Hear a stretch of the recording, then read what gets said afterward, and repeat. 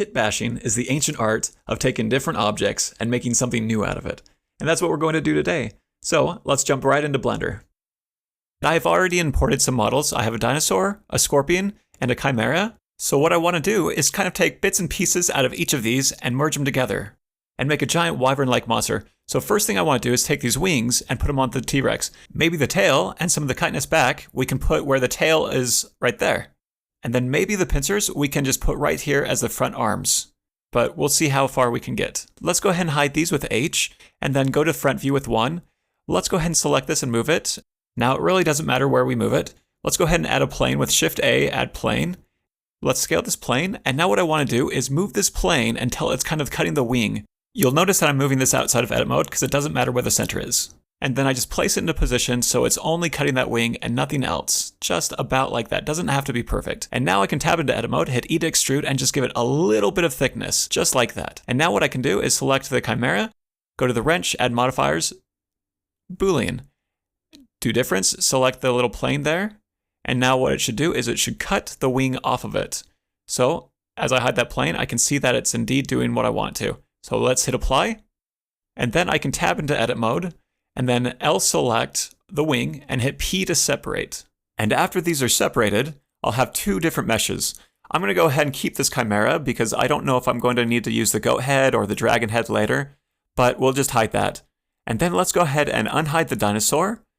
And we're going to move this wing to kind of be where it needs to be. Now, as we move this, you'll notice that the center, that orange dot there, actually moves because we're not in edit mode, but you could do this inside edit mode if you want to.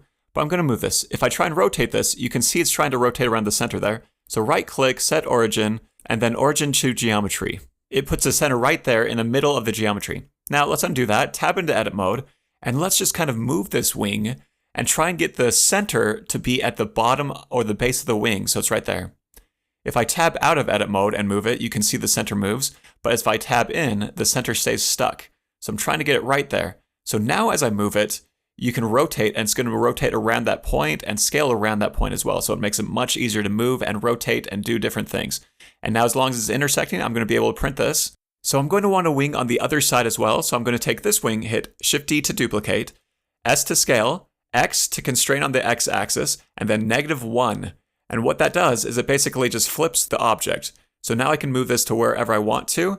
And I didn't mirror it because I actually wanted to position it not along a specific axis, and so something like that. So I basically just move it into position, rotating it, and as long as it's overlapping, it's going to be good to print. And now we're going to skip forward quite a bit because we don't need to see me just cut off the different limbs. It's pretty much the same process over and over again, and you already know how to do that. The only consideration is sometimes a straight edge of a plane isn't enough and you need to change direction.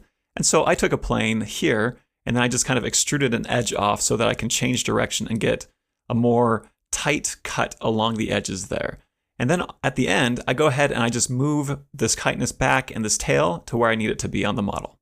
So I need to clean up some of these areas that we've had artifacts from where we kind of use Boolean to cut into it. There's a lot of different ways to do it, but what I like to do is just kind of delete unneeded geometry. So tab into edit mode, and then I can circle select and just start to grab some vertices that I can delete. And with hitting Alt-Z to go into X-ray mode, I'll just go through all of these different problematic areas and just do the same thing with all of those. Just using C, circle select, selecting those different things. And now tabbing out of edit mode, I can see that there's these gaping holes, and I can just clean that up by clicking the Make Manifold button in the End Panel 3D Print tab. And now it's looking a little weird, but that's okay. Because what we can do is we can cover this up with more geometry. And so what we're going to do is go ahead and make some spikes. Let's hit Shift A, add a cube, and then scale this kind of up, and then hit Control 3 to subdivide this 3 times. Tab into edit mode, go to face select, scale this down with S, and then maybe hit G to move it, and then Z to constrain on the Y axis. And now I have a basic spike, nothing super fancy. And so I just kind of move it into place, and then I cover up that problematic area. I can also turn on snapping if you want to, but I'm just going to move that. And I'm going to do this for all the different parts that are kind of problematic, but you can see how that looks much, much better already. And it's manifold, and no one's ever going to notice that you kind of merge different objects together. Let's skip ahead a bit. Now with everything positioned where we want it, we want to merge everything. So Shift select everything, including the dinosaur, hit Control J, And notice how these spikes turn back into basically rectangular prism-like things. So let's undo that. Select the spikes, and what we need to do first is join them and then apply the modifier because we didn't have the modifier applied. Now as I select everything and hit Ctrl-J, it'll join into one single mesh. And now we can export this and get it ready for printing. Let's do that now. So in Prusa Slicer, I've already scaled this up, so you didn't have to see me do that. But I'm going to go ahead and slice this now, even though it won't be able to print because it needs some supports. I just want to make sure that there's no inverted geometry and that it's completely manifold. Now there is a small warning down here saying that there are some floating islands, and that's because there's this bottom of the mesh with nothing supporting it, and that would be floating as you start to build up on that build plate. So that's the only warning we're getting, but besides that, this does look like it's printable. So let's go ahead and enable the supports. And so in order to do this, go up to the Print Settings tab, Support Materials, enable the Generate Support Materials. Let's go to Organic for the different style, and then back to the platter. Then right here, go to Supports on Build Plate Only, and hit Slice Now. And now that we look at this, it would work, but it's not oriented very intelligently. Those wings are very flat, so it requires a lot of support material. So let's go ahead and look at how we might actually orient this a little bit more wisely. So down here, click this, and then we can just kind of rotate this with the rotate tool here. Grab that little red box, and then we just kind of spin it. I'm looking at the wings, and so they're kind of going upwards. Less horizontal, more vertical. And now I don't have to change any other settings.